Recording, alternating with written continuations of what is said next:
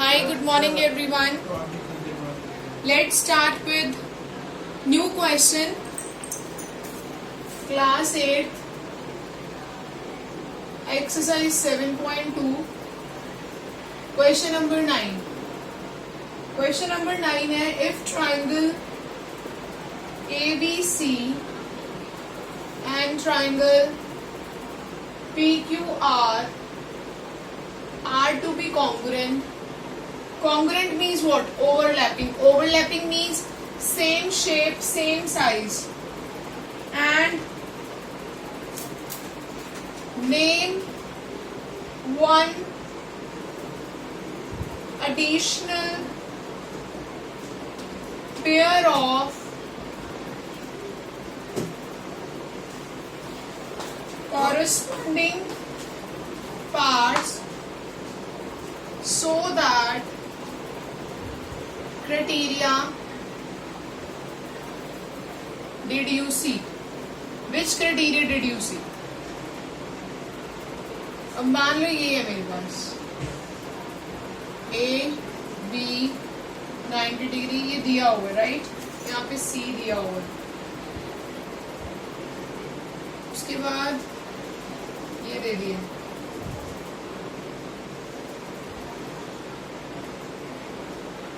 सबसे पहले हम सेम देखेंगे, सेम क्या है।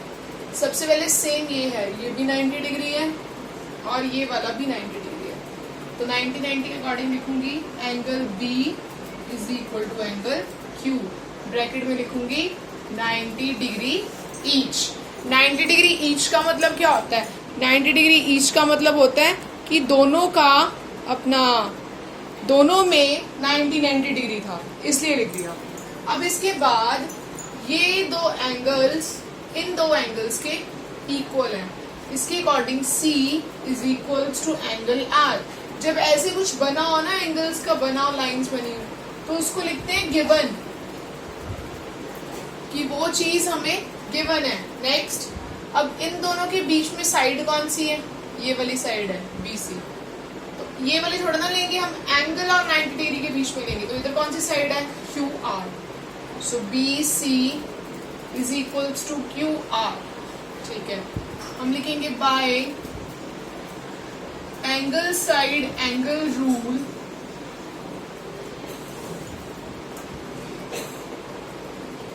Area of triangle ABC is congruent to area of triangle PQR। ठीक है जी। अब यहाँ पे हमने यूज क्या किया? एंगल, फिर क्या यूज किया? साइड, फिर क्या यूज किया? Angle.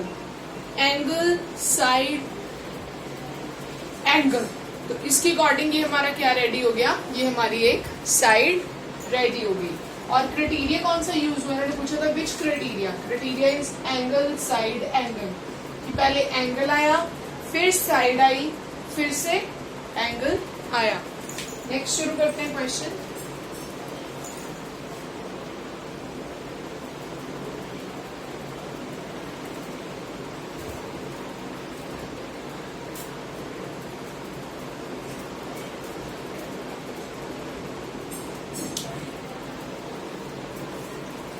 Explain why triangle ABC is congruent to triangle FED, ABC,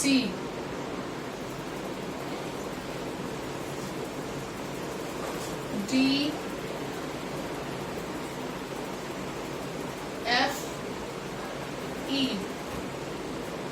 हमें जो चीजें गिवन है हमें उन्हीं को यूज करना है, एक्स्ट्रा किसी चीज को यूज ही नहीं करना, जो चीजें गिवन है। सबसे पहले 1 मिनट दे दो, just a minute.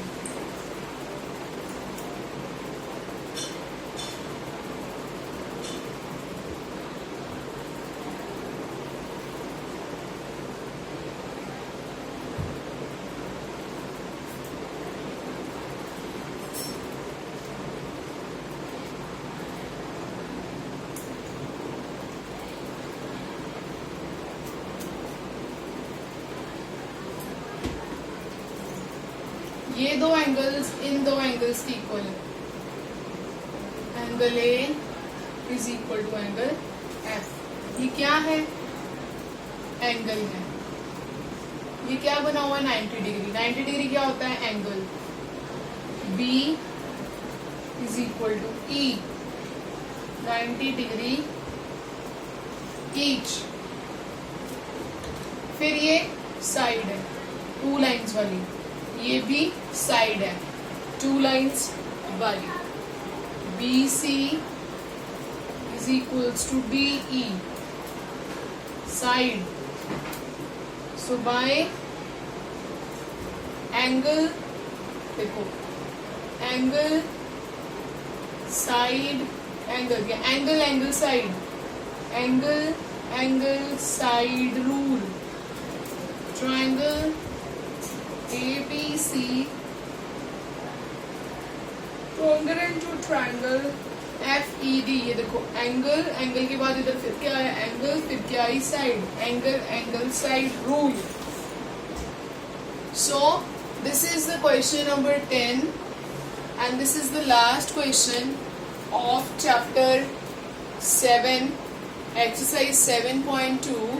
After this we will start with the new chapter. Let's see 8th chapter में क्या है।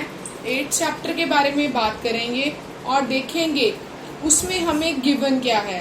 जो चीज गिवन होगी उसके अकॉर्डिंग ही फिर हम चलेंगे आगे, right? So just a minute.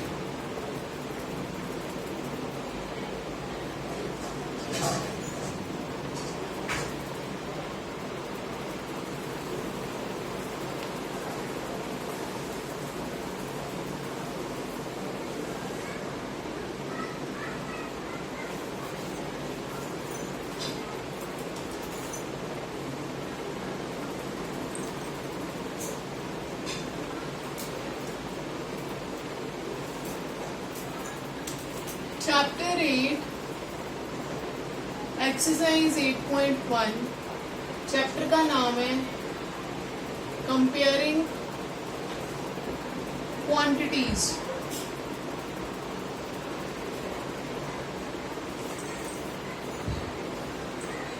What do you mean by comparing quantities? हमें ये चीज सीखनी है। मतलब अगर एक चीज किलोमीटर में है, जैसे 5 किलोमीटर है, इसको हम 1000 मीटर के साथ नहीं काट सकते, नो।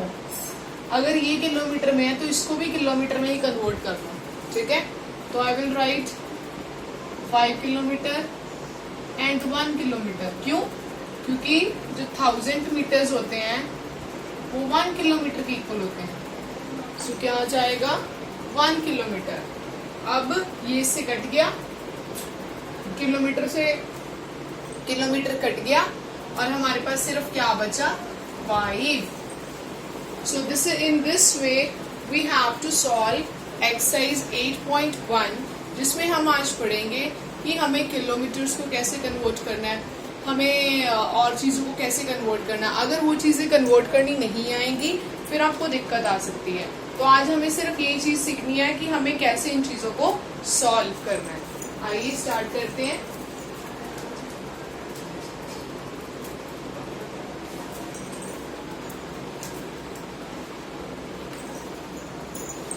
Question number 1.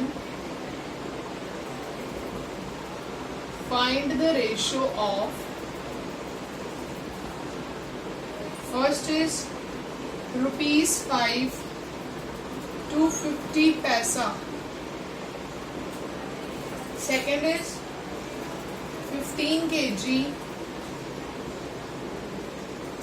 210 grams.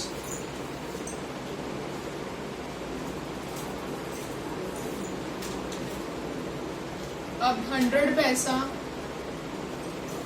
चलो ऐसे रुपीस कुछ बड़ी वाली चीज को चेंज करते हैं। चलो अब ₹1 इज इक्वल टू 100 पैसा, है ना? ₹1।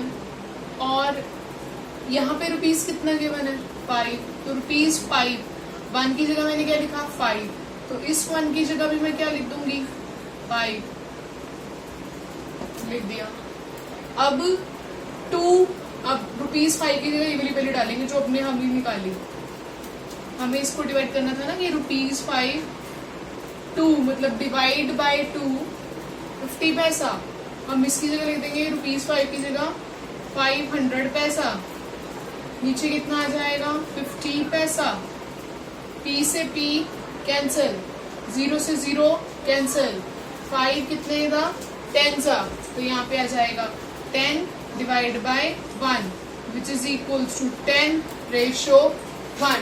इस तरीके से हमें वैल्यूज को सॉल्व करना है और हमें फाइंड आउट करना है कि हम ठीक आंसर्स निकाल रहे हैं गलत आंसर्स निकाल रहे हैं। हम हमेशा बड़ी वाली चीज को कन्वर्ट करेंगे क्योंकि उसको कन्वर्ट करना इजी रहेगा। इजी इसलिए क्योंकि जब बड़ी चीज को छोटी चीज में कन्वर्ट करते हैं तो सिर्फ मल्टीप्लाई करना होता है, इसलिए। अब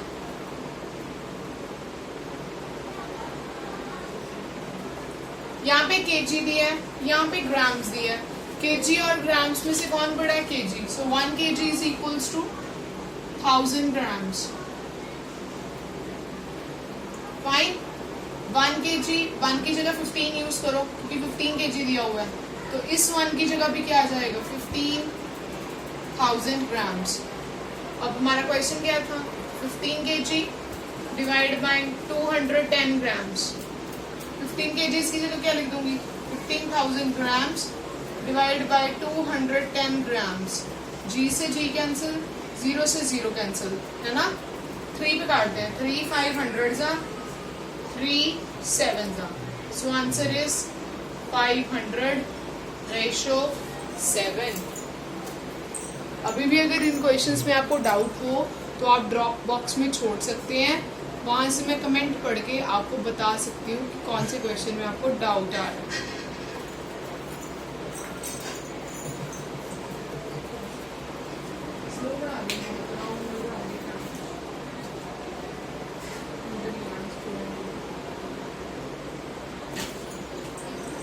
हाँ जी, नेक्स्ट चलते हैं।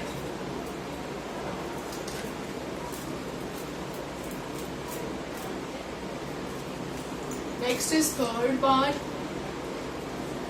थर्ड पार्ट में उन्होंने दिया हमें 9 मीटर टू 27 मीटर। अब जो 9 मीटर वाला क्वेश्चन है, इसमें हमें ये सोचना है कि मीटर और सेंटीमीटर में से बड़ा कौन है। जो बड़ा होगा वही हमारे पास चेंज होगा। अब मीटर है या सेंटीमीटर है? अगर मीटर की बात करें, ऑब्वियसली मीटर बड़ा है सेंटीमीटर से, तो I will write 1 metre is equal to 100 centimetre. यहाँ पे कितना गिवन है 9, तो इस 1 की जगह क्या लिख देंगे 9। इधर वाले 1 की जगह भी क्या लिख देंगे 9। क्वेश्चन में क्या गिवन था 9 मीटर डिवाइड बाय 27 सेंटीमीटर। अब 9 मीटर की जगह क्या लिख देंगे 900 सेंटीमीटर डिवाइड बाय 27 सेंटीमीटर। जब तक ये पिछले वाले हमारे डायमेंशंस नहीं कटेंगे हम ठीक से नहीं सॉल्व कर रहे, मतलब हमने चेंज करने में कोई ना कोई गलती की। तो आपने ध्यान से इस चीज को नोटिस करना है। आगे चलते हैं, कटिंग कर दी। अब 3 3 जा 3 9 दा 3 3 दा 300 दा 100/3 which is equal to 100 ratio 3। Ratio में इसलिए लिखा क्योंकि उन्होंने बोला हुआ है फाइंड द रेशो। नेक्स्ट पे चलते हैं।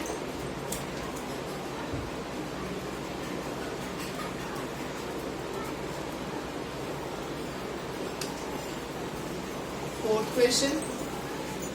फोर्थ क्वेश्चन में दिया हुआ है 30 days to 36 hours। 30 days to 36 hours। अब सोचने वाली बात ये है कि आवर्स बड़े होते हैं, डे बड़ा होता है। अगर ध्यान से देखें तो आपको पता है पेरेंट्स बात करते हैं आज दिन में इतने बज गए, मतलब एक दिन में कभी 6 बज रहे हैं, कभी 7 बज रहे हैं, कभी 2 बज रहे हैं, कभी 3 बज रहे हैं, मतलब दिन बड़ा हुआ उसके अंदर होते हैं आवर्स, है ना। तो हमारे एक दिन में कितने आवर्स होते हैं 1 डे में 24 आवर्स, ठीक है। सो 1 की जगह क्या यूज करेंगे इसके अकॉर्डिंग 30 डेज। 30 डेज में कितने होंगे 30 into 24 आवर्स मल्टीप्लाई करने पे क्या आएगा ये देखिए इधर 7 to 720 आवर्स। अब करते हैं question 30 days divide by 36 hours which is equals to 720 hours divided by 36 hours. I think 20 hours से R कट गया 20 by 1 which is equals to 20 ratio 1. So अगर यहाँ तक कुछ पूछना है तो आप पूछिए और ड्रॉप बॉक्स में आप डाल सकते हैं।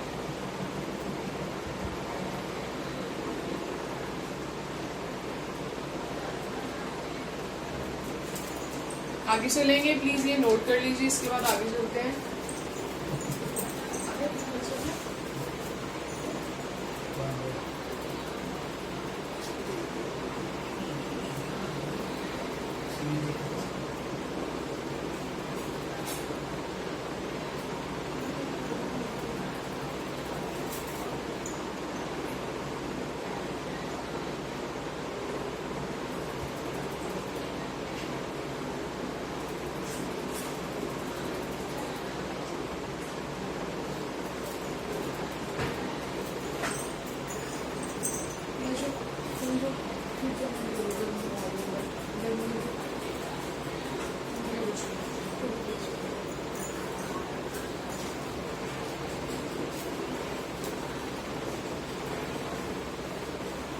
आइए नेक्स्ट चलते हैं।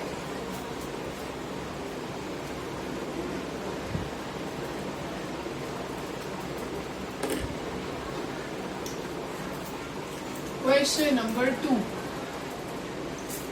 क्वेश्चन नंबर 2 में देखो क्या बोल रहा है। क्वेश्चन नंबर 2 में बोल रहे हैं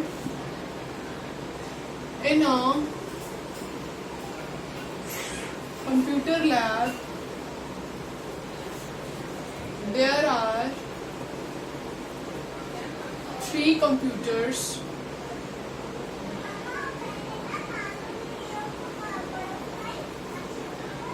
for every 6 students.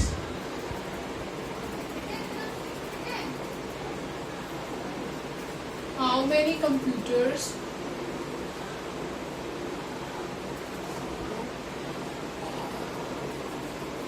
will be needed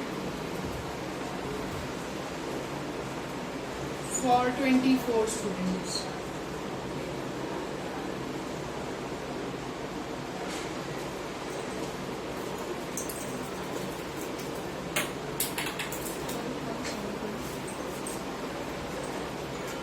okay, एक कंप्यूटर लैब है जिसमें हमारे पास 3 कंप्यूटर्स हैं और वो जो 3 कंप्यूटर्स है वो 6 स्टूडेंट्स यूज कर रहे हैं।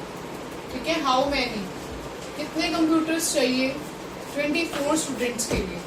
ठीक है, हम लिखेंगे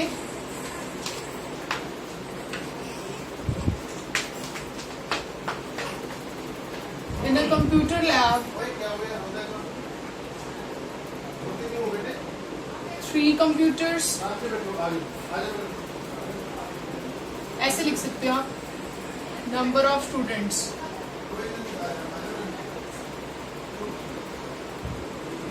एंड कंप्यूटर्स, एक बॉक्स बना के। ठीक है,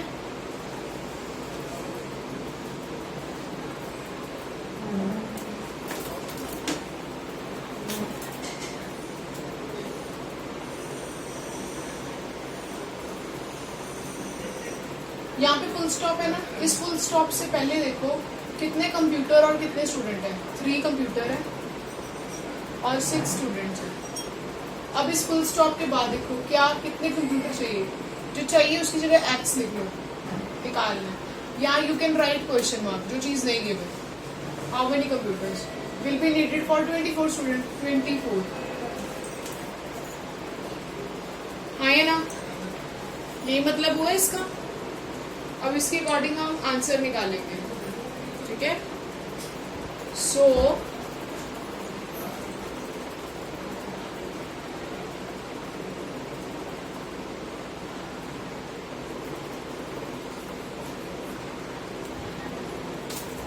हम लिखेंगे number of the computers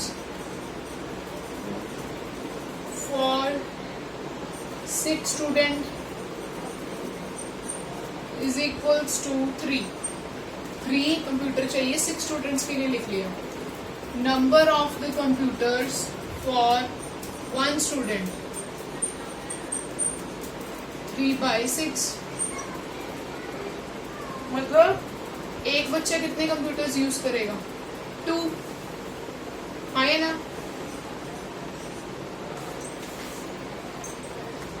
yes और नो?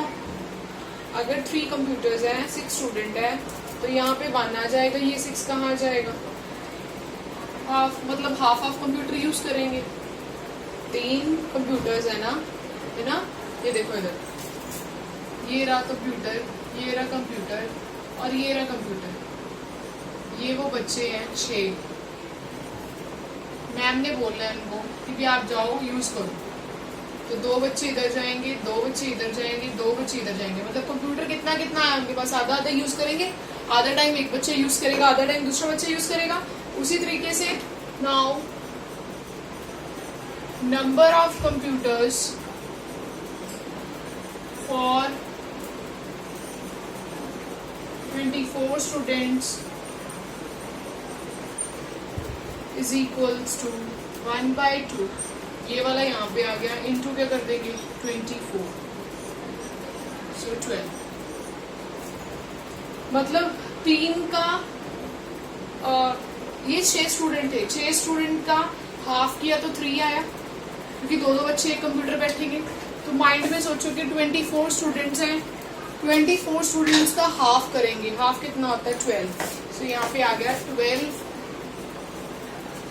कंप्यूटर्स, दैट्स इट, और कुछ नहीं। ठीक है, वैसे इसी तरीके से यहाँ पे अगर मैं साइड पे बनाऊं कि मेरे पास 12 बच्चे हैं,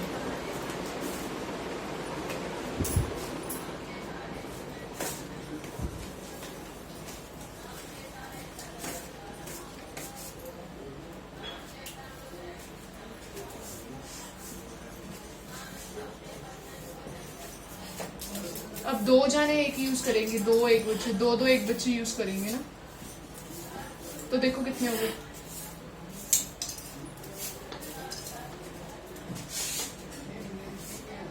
16 बच्चे हो गए, 17, 18, 19, 20, 21, 22, 23, 24। अब गिनो, 4 + 4 + 4 दैट इज 12। तो मतलब 12 बच्चों ने वो चीज यूज की। ठीक है जी, इसके बाद आगे चलते हैं, अगले वाले में चेक करेंगे कि कितने बच्चों ने क्या किया है, क्या पूछ रहे हैं वो नेक्स्ट क्वेश्चन में।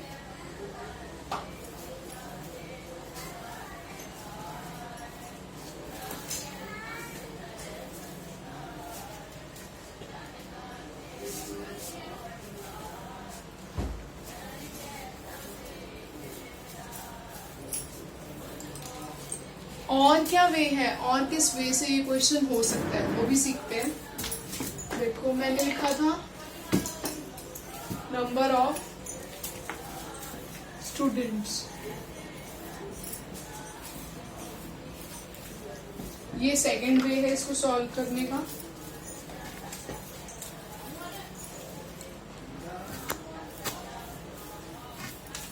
नंबर ऑफ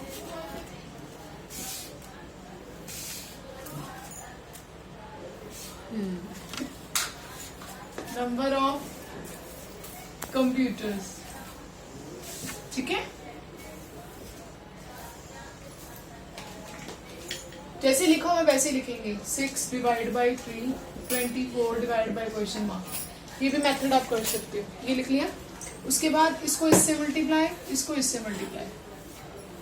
ठीक है, तो क्या आ जाएगा? 24 × 3, 6 × क्वेश्चन मार्क वहीं पे।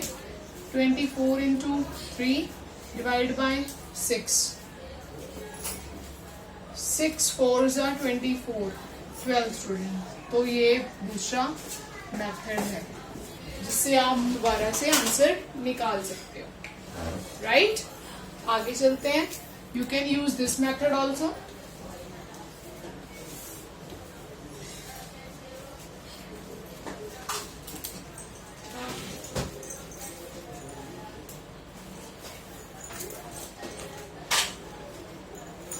नेक्स्ट क्वेश्चन है, third question. Population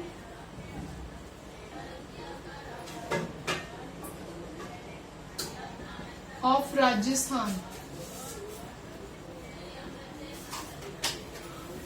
570 lakh. Population of UP 1600 lakh.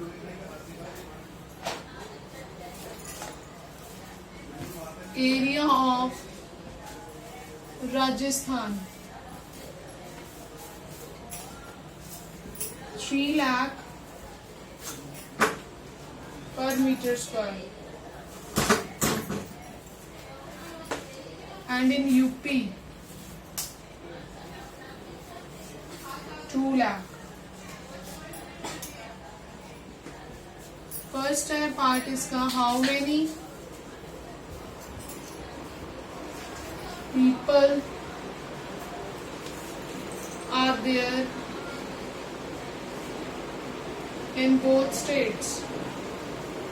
दोनों स्टेट्स में कितना कितना अलग अलग बताना है ना. इकट्ठा तो नहीं पूछा. जब इकट्ठा पूछना नहीं है तो इकट्ठा बताएंगे भी नहीं. हम यहाँ पे अलग अलग बताएंगे, अलग अलग बताते हैं. सबसे पहले राजस्थान पे स्टार्ट करते हैं.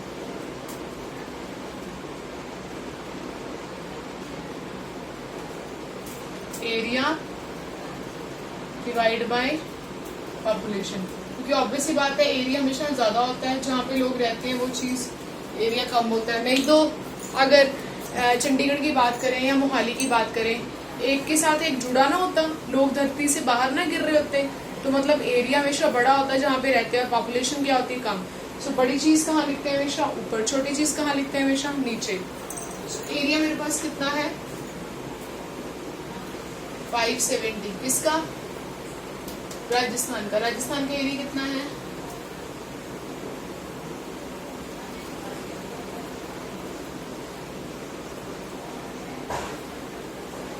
3 1 the 3 3 9 the and 90 190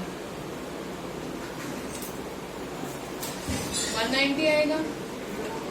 190 पीपल निकाल लेते ना. इतने एरिया में 190 पीपल रहते होंगे. उन्होंने पूछा हाउ मेनी पीपल, तो मैंने पीछे पीपल लगा दिया. अब अगला पूछ रहे थे वो यूपी का. यूपी में कितने हैं 1600 lakh divide by 2 lakh kilometre square, that is 800 people. कि वहां पे कितने पीपल होंगे 800 पीपल. अब वो ये पूछ रहे हैं कि बताओ इनमें से लेस पॉपुलेटेड कौन है. लेस पॉपुलेटेड का मतलब क्या होता है कि कौन सी जगह, कौन सी स्टेट है, यूपी है या राजस्थान है जिसमें कम लोग हैं. तो कम लोग किसमें है, Rajasthan is the less populated state. Simple भाषा में Rajasthan is the less populated state. मतलब जो राजस्थान है वो लेस पॉपुलेटेड है, बाकी सारे के सारे क्या है हमारे ज्यादा हैं. ध्यान से देखते हैं. पॉपुलेशन ऑफ राजस्थान कितना दिया हुआ है 570 lakhs. उसके बाद पॉपुलेशन ऑफ यूपी क्या दे दिया, UP that is Uttar Pradesh 1600 lakh. Area क्या दिया राजस्थान का 3 लाख किलोमीटर स्क्वायर. 3 लाख मतलब 3 लाख किलोमीटर स्क्वायर के हिसाब से रहते हैं. यूपी में जो लोग हैं वो कितना एरिया उनका 2 lakh kilometre square, 2 lakh kilometre square. मैंने जो क्वेश्चन है वो मैंने रेड से लिखा है और जो मेरा आंसर है that is of black colour. Rajasthan जब भी हम डिवाइड करते हैं, अगर ना याद रहे पॉपुलेशन ऊपर आएगा या एरिया ऊपर आएगा, आपने याद रखना है। अच्छा, जहाँ पे हमारे घर की अकॉर्डिंग याद रखो, घर में देखो एरिया बड़ा होता है और लोग थोड़े से होते हैं ना, तो बड़ी चीज कहाँ रखते हैं डिवाइड वाले में? हमेशा ऊपर। छोटी चीज कहाँ रखते हैं? हमेशा नीचे। तो ये देखो बड़ी चीज ऊपर रखी हुई है, छोटी चीज कहाँ रखी हुई है? नीचे। राजस्थान का एरिया और पॉपुलेशन ले लेनी है 570 एंड 3, 570 एंड 3 डिवाइड किया, आंसर आ गया। उसके बाद यूपी है, यूपी में क्या किया? 1600 डिवाइड बाय 2 लाख। सो आपकी क्लास यहीं पे फिनिश होती है। What you have to do, you have to solve question number 4 and exercise 8.2 question number 1, all 4 parts you have to do right in your rough copies. You just have to try that questions. करवाऊंगी सारा कुछ मैं ही class में, आपने copy में कुछ extra काम नहीं करना, जितना करवाऊंगी उतना ही आपको नोट करना है। Thank you everyone.